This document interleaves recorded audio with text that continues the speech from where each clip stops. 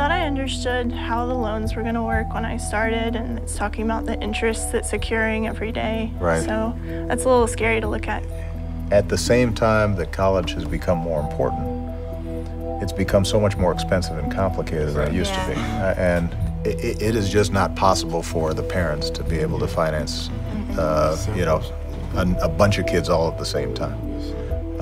And that's where society's just got to make an investment.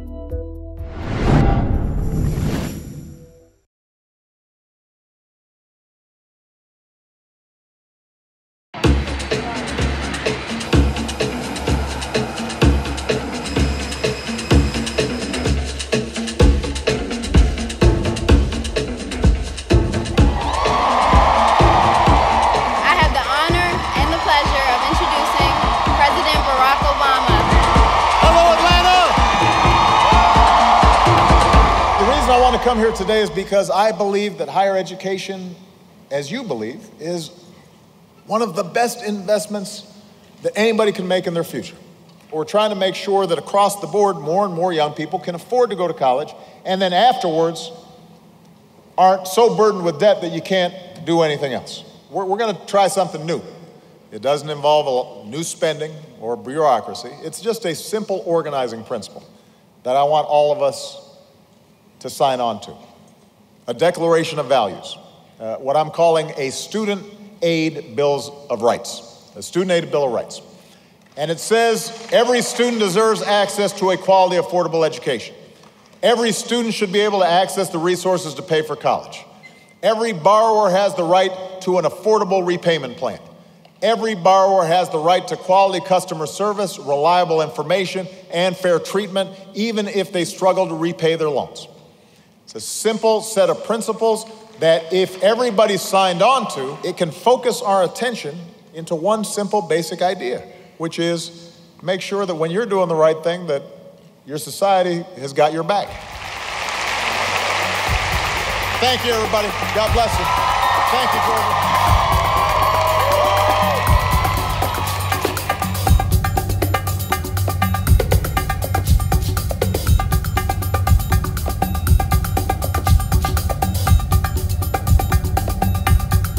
Everybody. Hi. Jenny, you got your crew here?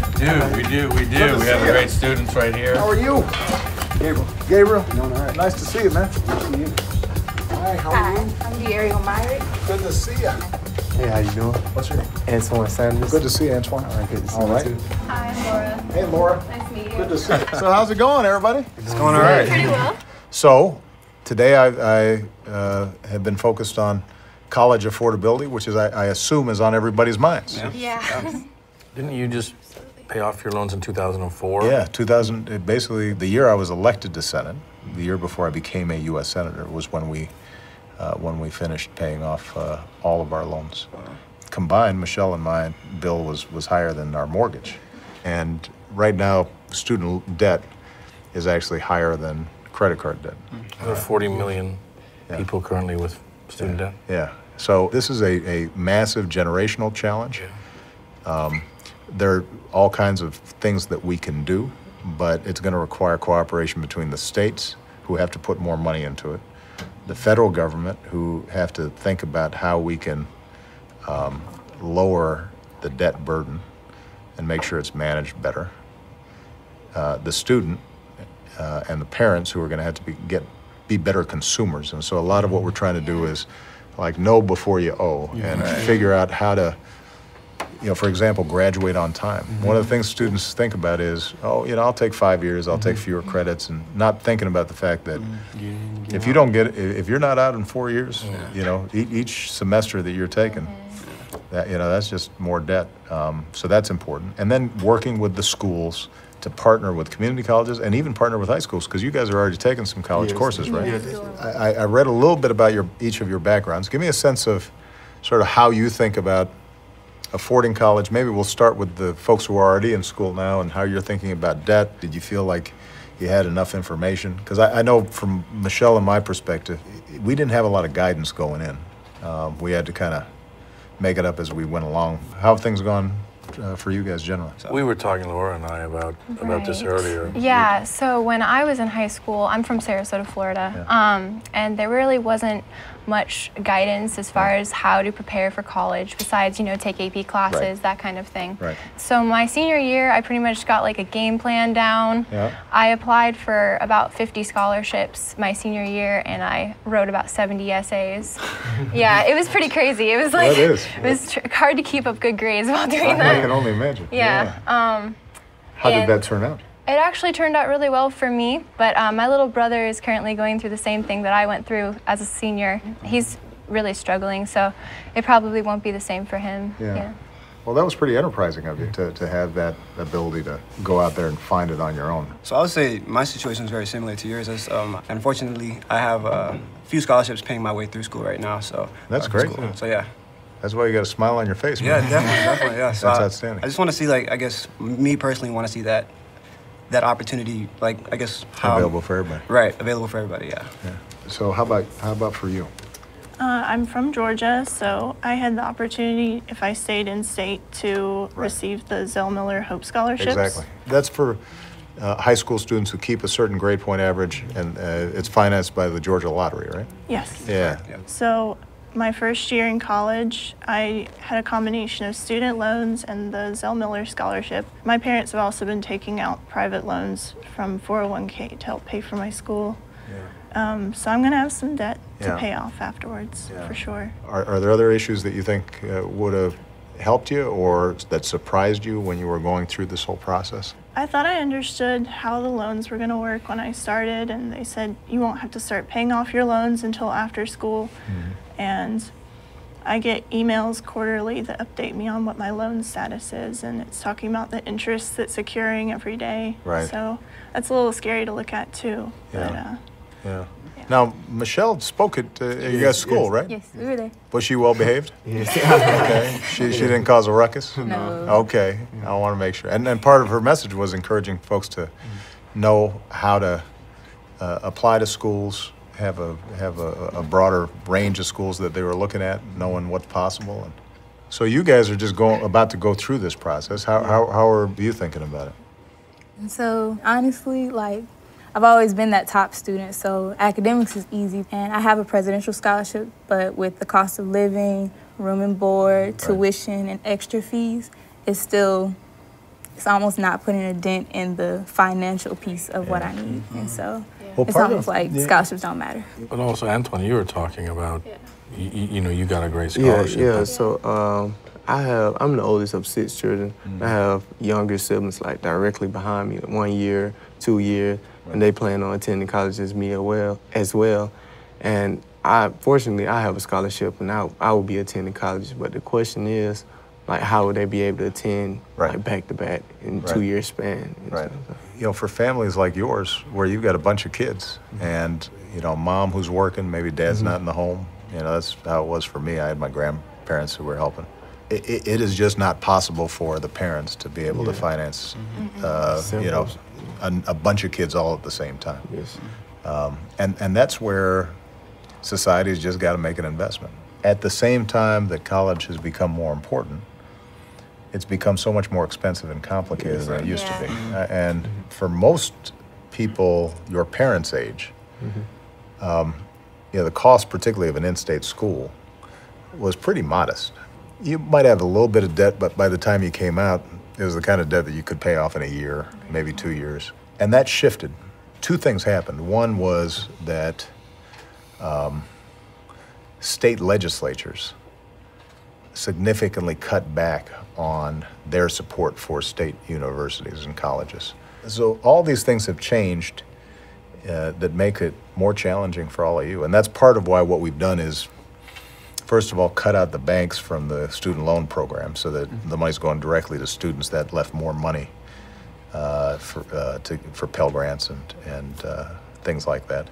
Now what we're doing is we're spending a lot of time working with colleges to figure out how do you keep costs down and how do you make sure students coming in know what they're gonna owe. Because one of the big problems is the university will recruit and say, don't worry, you'll be fine. You don't hear anything about it. But you don't know what, and then in your exit interview, as you're about to leave, somebody in the financial aid office says, "Oh, by the way, Here's your bill." interest has been accruing. Here's how much debt you got. Yeah. Here's what your monthly payment looks Right. like." And it's challenging. One of the things that I proposed this year was making community colleges free. For a lot of students, the community colleges is the pathway even to get into a four-year university. Right. And if you can make that free, then they can transfer credits, and then the fewer classes you have to take at the four-year institution, which is more expensive, the less debt you're going to have. It may turn out that your siblings, some of them, if they don't get scholarships, may have to use the community college route first. It's still going to be a good investment for them, though. There is a difference of about $28,000 a year between the average salary of somebody who's a college grad and somebody who's not. I mean, it's a huge spread. So even if you're taking on debt, it's still going to pay off. Previous generations, they had no debt, and as a consequence, earlier on, they could start buying a home, or they could start a business, or they were just able to save money.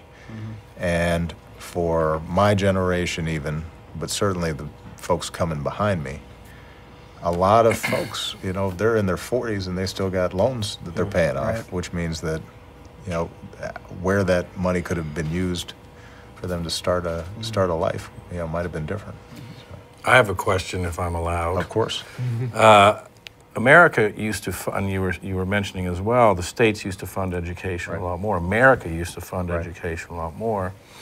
And now we have a system where the government actually makes money off of the federal loans. How do we get back to funding education and off the money that in many cases has already been spent? Well, a couple of things I'd say. First of all, at the state legislative level, governors and state legislators have to understand that probably the most important competitive advantage they now have is the quality of their workforce. So you are defeating yourself if you're cutting back on education spending and support for higher education. But they used to know that. What happened? Well, part of what happened was the no tax mentality locked in.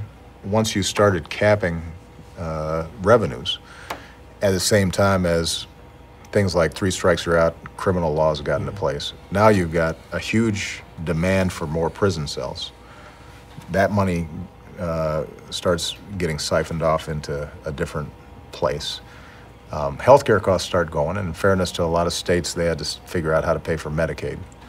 So all those dollars start moving away from higher education, and the idea of charging tuition and putting the burden back on the user, the student, that became the path of least resistance for a lot of universities. Now you can make that up by raising taxes, but once again, it comes down to the choices that we make as a society. Do we think this is important enough that we want to make that investment? And I think we should. Not everybody's going to have a 4-year degree, but everybody's going to have something above what they were doing in high school, unless you're LeBron James, and or Kanye. Does anyone have a last question for the president? Sadly, we're out of time. I was just wanting to know what you were hoping to get from talking to students in Atlanta. I'll be honest with you, some of it's completely selfish on my part. When I talk to you guys, I get inspired. I get excited about what the future holds, because I'm now 53. Malia's starting to look at colleges now, so I've got a little bit of perspective. And when I talk to you guys, I get inspired. I get excited about what the future holds. The world's in good hands. We got a next generation of people who are going to do great stuff, and that makes me encouraged. You guys encourage me. Thank you. All right. And thank you, Mr. President, for taking the time. I enjoyed it. Thank You gught want to take a picture together? Yes. He jumped in. Just so you can send it to Mom. Hey, Mom. He jumped in. Yeah. All right, everybody say cheese. The cheese thing actually works. Yes. Here we go? Okay, got it. Thank you. Fantastic. It's good to see you. All right, good luck to you, man. Thank you very much. All right. Thank you. Good to see you. Good to see you too. Congratulations. I know your parents must be so proud of you. Yeah, that's fine. Take care.